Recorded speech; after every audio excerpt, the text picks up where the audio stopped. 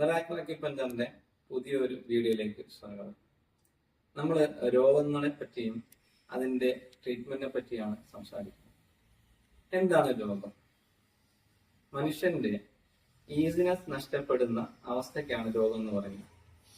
അതായത് ഡിസീസ് എന്ന് പറയുന്ന വാക്കിനെ രണ്ടായിട്ട് തിരിച്ചാൽ ഡിസ് ഈസ്, ഈസിനെസ് അഥവാ ഒരു സുഖമായ ഒരവസ്ഥയിൽ നിന്ന് മാറി ഒരു സുഖമല്ലാത്ത ഒരു അവസ്ഥയിലേക്ക് വരുന്നതിനെയാണ് ഈ ഡിസീസ് അഥവാ ഈസിനെസ് നഷ്ടപ്പെടുന്ന അവസ്ഥ എന്ന് പറയും. അക്യുപഞ്ചർ എങ്ങനെയാണ് കാണുന്നത്?